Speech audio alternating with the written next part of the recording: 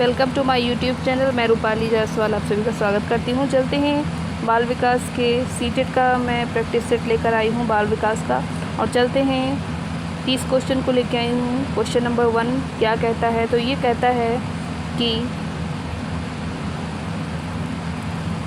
प्राथमिक स्तर पर मूल्यों की शिक्षा देने की सर्वोत्तम विधि है। प्राथमिक स्तर पर मूल्यों की शिक्षा देने की सर्वोत्तम विधि कौन सी है, ये बताना है आपको। और इस प्रश्न के लिए पहला ऑप्शन है मूल्यों के महत्व को बताना, दूसरा ऑप्शन है मूल्यों के पालन ना करने पर दंडित करना, तीसरा ऑप्शन है अध्यापक के व्यवहार में मूल्य स्थापन, और चौथा ऑप्शन है उपयुक्त सभी। तो इस प्रश्न का जो सही उत्तर होगा वो होगा ऑप्शन नंबर सी, अध्यापक के व्यवहार में मूल्य स्थापन। ये इसका राइट आंसर होगा। आइए चलते हैं अगले प्रश्न की ओर। और अगला प्रश्न है यहाँ पर, चेस तथा कार्ड को निम्न में किसमें वर्गीकृत किया जा सकता है। तो पहला है लड़ाई वाले खेल, दूसरा है बौद्धिक खेल, तीसरा है प्रायोगिक खेल, चौथा है गतिमान खेल। तो चेस और जो कार्ड खेलने वाला गेम है ये किससे संबंधित है, तो यहाँ पर जो सही आंसर होगा वो होगा बौद्धिक खेल, क्योंकि ये किससे संबंधित है, इंटेलिजेंस से संबंधित है। अगर आप इंटेलिजेंट होंगे, बुद्धि आपका अच्छा कार्य कर रही होगी, तभी आप इसमें जीत पाएंगे। आइए अगले क्वेश्चन की ओर चलते हैं।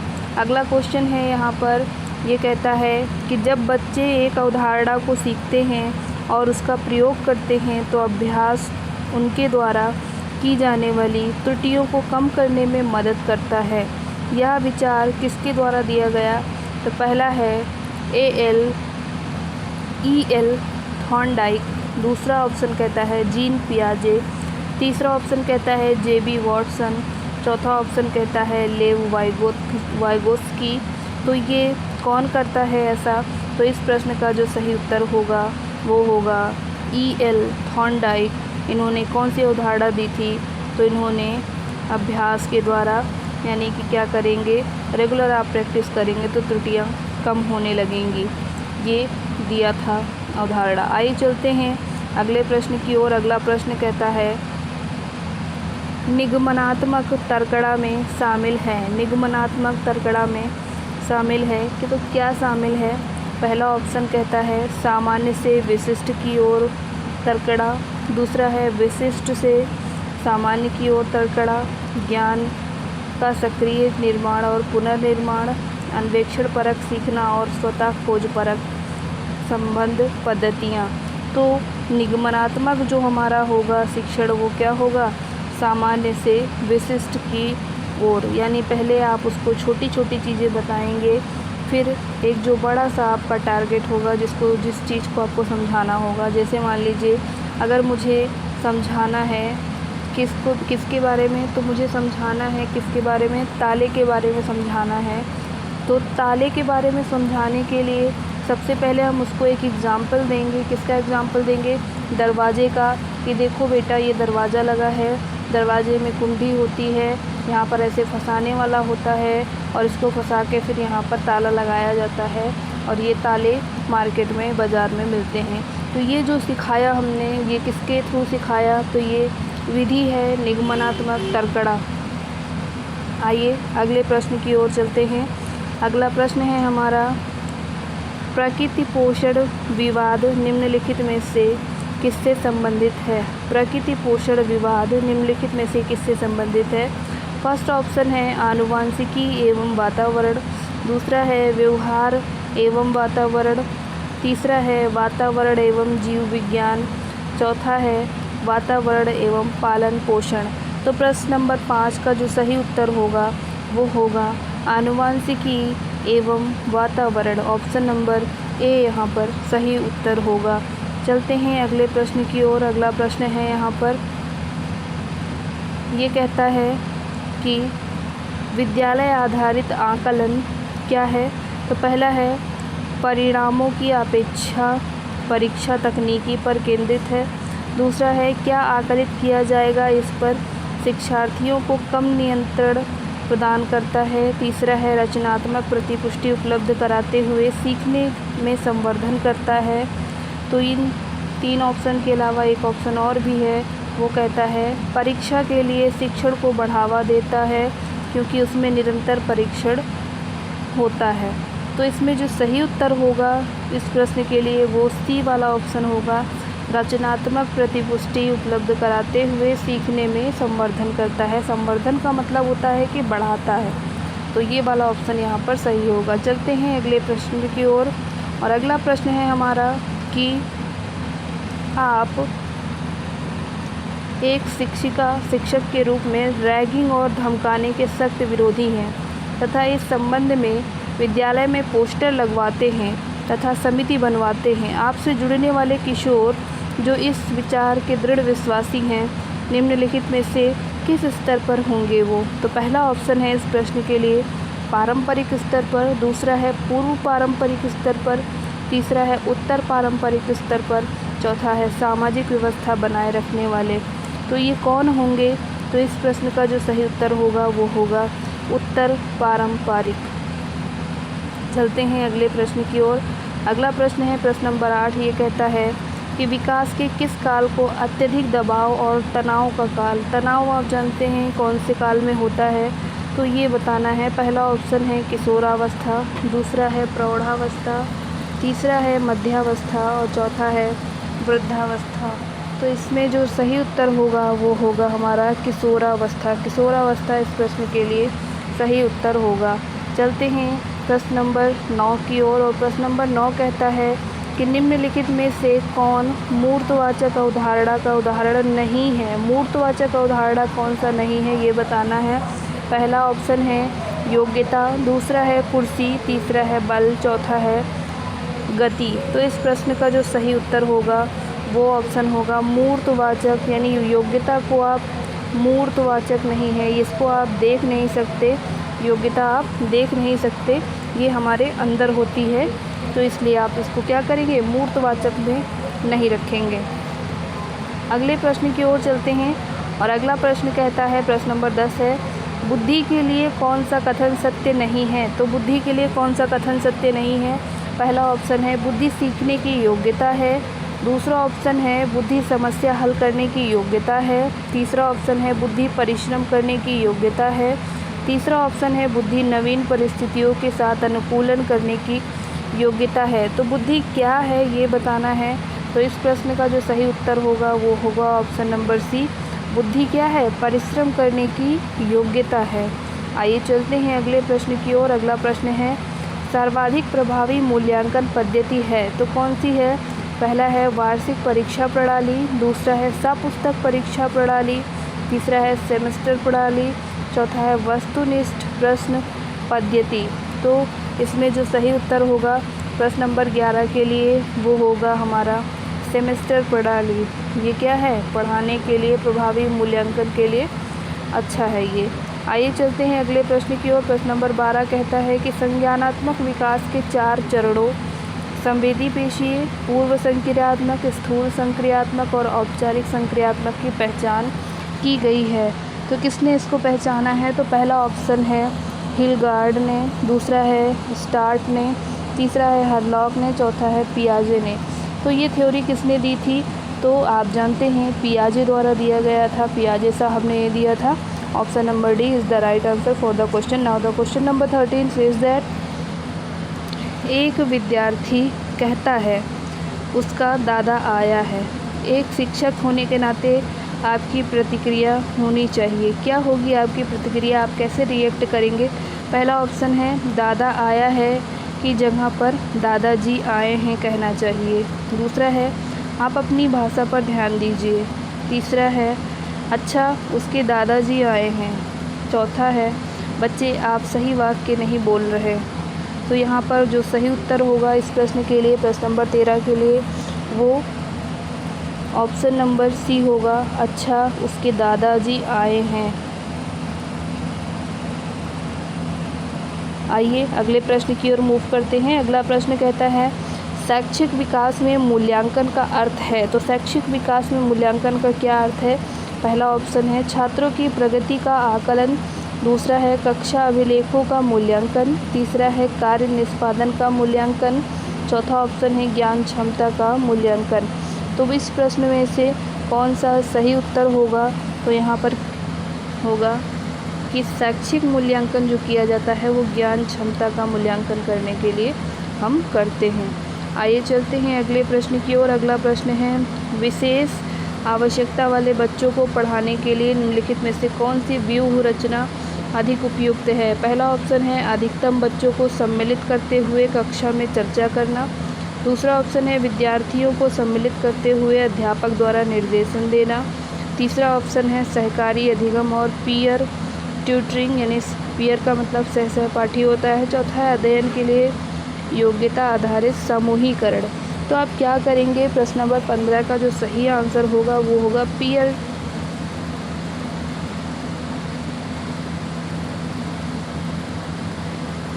सहपाठियों द्वारा। पीयर ट्यूटरिंग का मतलब हुआ कि आप अपने जो सहपाठी हैं उनसे सीखेंगे। ये हुआ इस प्रश्न का उत्तर। आइए चलते हैं अगले प्रश्न की ओर।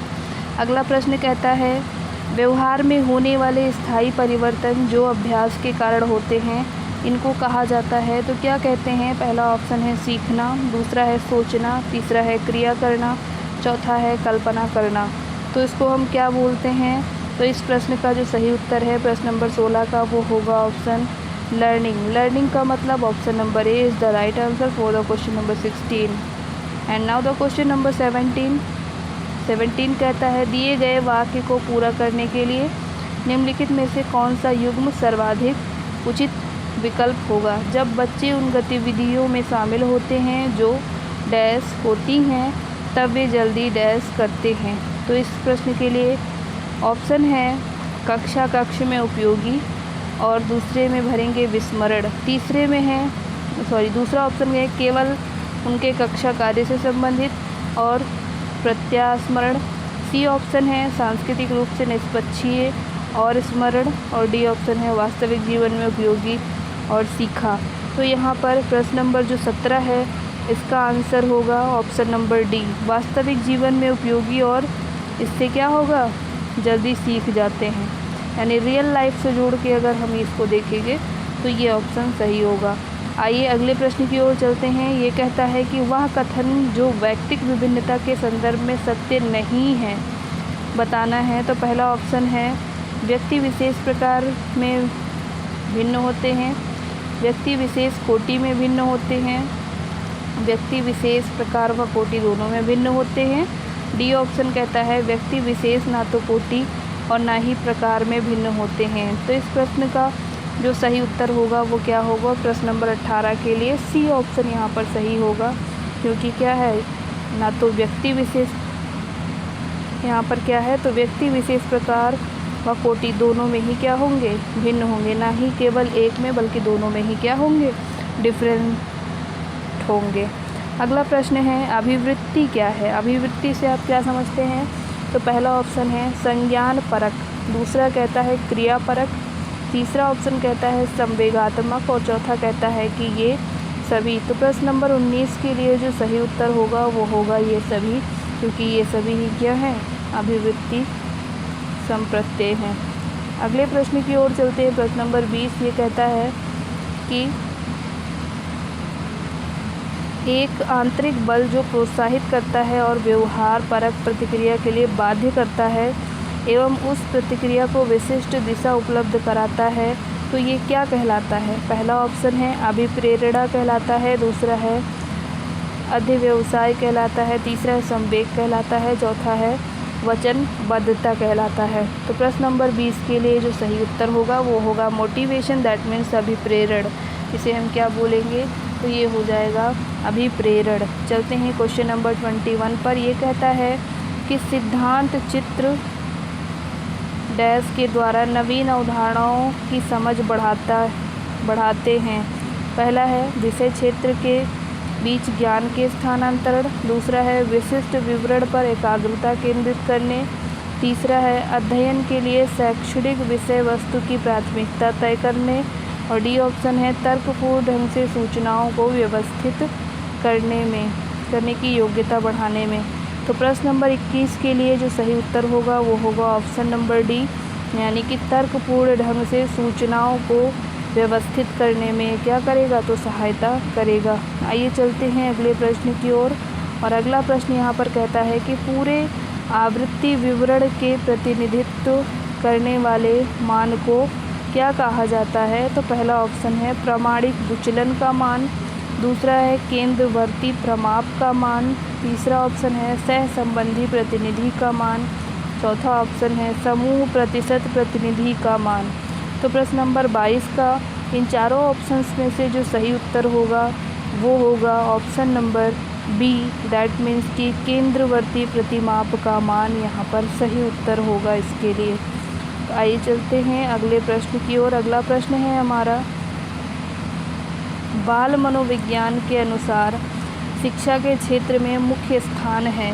तो बाल मनोविज्ञान के अनुसार शिक्षा के क्षेत्र में किसका मेन रोल है, तो पहला ऑप्शन है बालक का, दूसरा है अध्यापक का, तीसरा है अभिभावक का, चौथा है प्रशासक का। तो यहाँ पर प्रश्न नंबर 23 के लिए तो आप सभी जानते हैं जब बालक का विज्ञान पढ़ रहे हैं, बाल विज्ञान पढ़ रहे हैं, तो यहाँ इम्पोर्टेंट कौन है, बालक।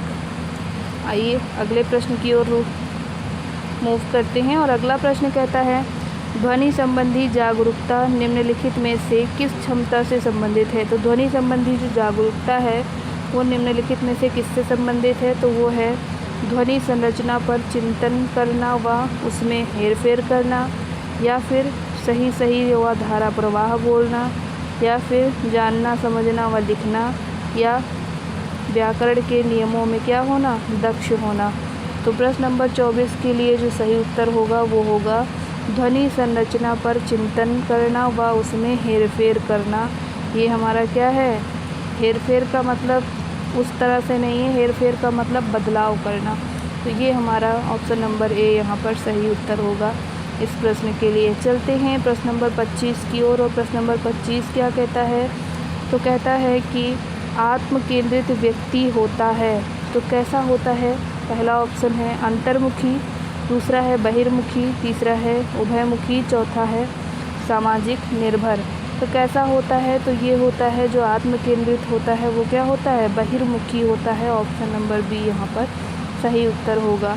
चलते हैं प्रश्न नंबर 26 की ओर। और ये कहता है कि किस प्रकार के बच्चों की शिक्षा हेतु सांकेतिक भाषा का प्रयोग किया जाता है। तो पहला ऑप्शन है दृष्टि दोष युक्त बच्चे, दूसरा है मूक बधिर, तीसरा है मंदबुद्धि और लास्ट है इनमें से कोई नहीं। तो आप सभी जानते हैं इस प्रश्न का उत्तर, जो मूक बधिर होते, जो बोल नहीं पाते, सुन नहीं पाते, उनके लिए है, या देख नहीं पाते तो उनके लिए ये शिक्षा होती है सांकेतिक शिक्षा। आइए अगले प्रश्न की ओर चलते हैं। प्रश्न नंबर 27 है। ये कहता है जब बालक सीखने के लिए तैयार होता है तब वह जल्दी व प्रभावशाली तरीके से सीखता है। यह सिद्धांत किसने दिया। तो पहला ऑप्शन है थॉर्नडाइक द्वारा, दूसरा ऑप्शन कहता है स्किनर द्वारा, तीसरा ऑप्शन कहता है पावलोव द्वारा, चौथा ऑप्शन कहता है कुर्ट लेविन द्वारा। तो प्रश्न नंबर 27 के लिए जो सही उत्तर है वो ऑप्शन नंबर 1 सही होगा। यानी ये किसके द्वारा दिया गया, तो थॉर्नडाइक के द्वारा दिया गया कि यहाँ पर बच्चे क्या हैं, खुद करेंगे एक्टिविटीज़ को तभी वो समझेंगे। आइए अगले प्रश्न की ओर मूव करते हैं। और अगला प्रश्न है यह तथ्य कि बच्चों को सांस्कृतिक रूप से प्रासंगिक ज्ञान की आवश्यकता होती है निम्नलिखित में से किस व्यक्ति से संबंधित है। तो पहला जो ऑप्शन है वो है लेव वाइगिस्की, दूसरा है चार्ल्स डार्विन, तीसरा ऑप्शन है B.F. स्किनर और चौथा है यूरी ब्रोनफेन ब्रेनर। तो इसमें जो प्रश्न नंबर 28 के लिए सही उत्तर है वो है ऑप्शन नंबर 1, वो है लेव वाइगोस्की। इस प्रश्न का सही उत्तर होगा। तो उम्मीद करती हूँ आपको ये 28 प्रश्न समझ में आए होंगे। चलते हैं अगले प्रश्न की ओर। अगला प्रश्न है हमारा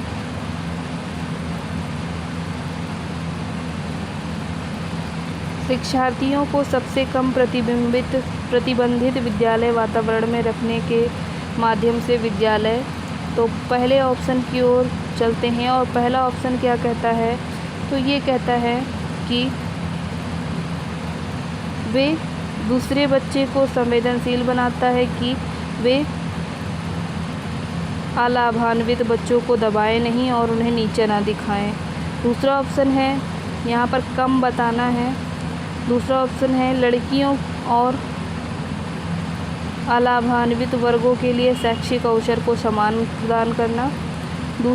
तीसरा ऑप्शन है वंचित वर्ग के बच्चों के जीवन को सामान्य करता है, जो इन बच्चों के समुदायों और अभिभावकों के साथ विद्यालय के संबंध को बढ़ा रहा है। डी ऑप्शन है विज्ञान मेला और प्रश्नोत्तरी जैसी गतिविधियों में अलाभान्वित वर्ग के बच्चों को भागीदार बनाता है। तो इन सभी प्रश्नों में से प्रश्न नंबर 29 का जो सही उत्तर होगा वो क्या होगा? तो दूसरे बच्चों को संवेदनशील बनाता है कि वे अलाभान्वित बच्चों को दबाएं नहीं और उन्हें नीचा ना दिखाएं। ऑप्शन नंबर 1 यहाँ पर सही उत्तर होगा। आइए चलते हैं आज के इस सीरीज़ के इस वीडियो के अंतिम प्रश्न पर। और अंतिम प्रश्न से पहले मैं आप सभी से रिक्वेस्ट करती हूँ कि प्लीज़ आप सब अगर हमारे साथ जुड़े हैं तो प्लीज़ हमारे यूट्यूब चैनल को सब्सक्राइब ज़रूर कर लें।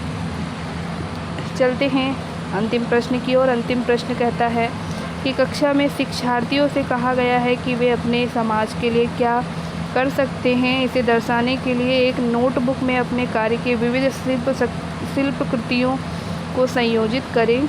यह किस प्रकार की गतिविधि है? तो पहला ऑप्शन है पोर्टफोलियो, दूसरा है निबंधात्मक आकलन, तीसरा है घटनावृत्त अभिलेख और चौथा ऑप्शन है समस्या समाधान का आकलन। तो प्रश्न नंबर 30 के लिए जो सही उत्तर है वो है पोर्टफोलियो आकलन। यानी पोर्टफोलियो आकलन क्या है? तो ये इस प्रश्न का सही उत्तर है। वीडियो कैसी लगी कमेंट बॉक्स में कमेंट करके ज़रूर बताइएगा। Thank you for watching. Have a nice day. नमस्कार। जय हिंद।